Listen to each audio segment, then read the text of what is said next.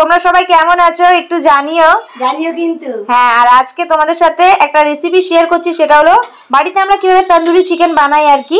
চলো তোমাদেরকে দেখাচ্ছি। এই যে চিকেনগুলো মা ধুয়ে নিয়েছে, এবার ম্যারিনেট করব। সবার প্রথমে চিকেনের গায়ে এরকম লম্বা লম্বা করে চিড় লাগানো হচ্ছে, যাতে নুন মশলা চিকেনের ভেতর খুব ভালো করে পৌঁছাতে পারুক। এখানে 700 গ্রামের মতন চিকেন আছে, তো কাট লাগিয়ে নিয়েছি চিকেনের উপর। এরপর এর মধ্যে দিচ্ছে 1 ছোটো চামচ ভিনিগার না থাকলে পাতিলেবুর রস।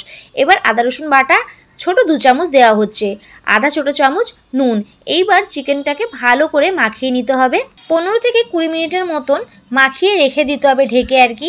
এইরকম করলে চিকেনের যে স্মেলটা আছে সেটা আসে না আর কি। তো ঢেকে রেখে দিলাম। ততক্ষণে মশলাটা রেডি করে নিই। তাওয়ার মধ্যে 2 ছোটো চামচ বেসন দিয়ে হালকা আঁচে একটুখানি ভেজে নিতে হবে 1-2 মিনিটের মতন।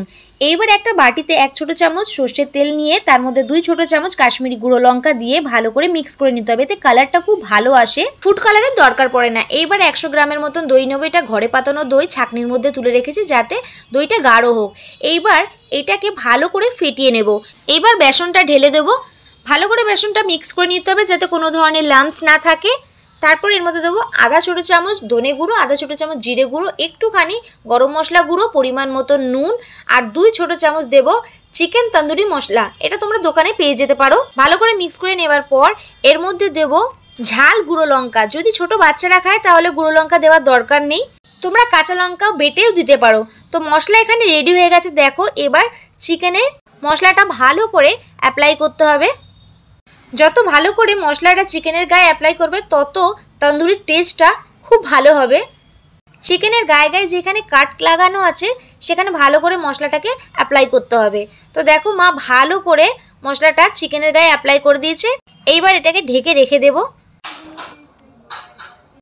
এইটা এবার 3-4 ঘন্টা ফ্রিজে রেখে দেব।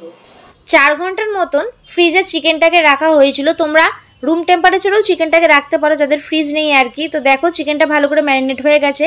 এবার মা ব্যালকানিতে কাঠ ধরাচ্ছে আর কি। আর এই চারকোল গ্রিল মেশিনটা নিয়েছিলাম আমি ফ্লিপকার্ট থেকে। এবার চিকেনটাকে আমি গ্রিলের উপরে রেখে দিচ্ছি। ভালো করে উল্টে পাল্টে আর কি চিকেনটাকে রোস্ট করতে হবে। আর মাঝে সাঝে চিকেনের ওপর বাটার মানে কি মাখন অ্যাপ্লাই করতে হবে। দেখো প্রায় হয়ে এসছে চিকেন তন্দুরিটা। একবার মা চেক করে নিচ্ছে। তো এটা হয়ে গেছে। এইবার 2 সাইডটা দেখে নাও কত ভালো করে রোস্ট হয়েছে। আর এটার টেস্টটা না দারুণ এক কথায়। মাকে বললাম একটুখানি তন্দুরিটা টেস্ট করে দেখতে। সত্যি কথা বলতে তন্দুরিটা এত ভালো হয়েছিল না, তোমরা একবার বাড়িতে ট্রাই করে দেখো, খুব ভালো লাগবে। ভিডিও ভালো লাগলে লাইক কমেন্ট শেয়ার করো। টাটা।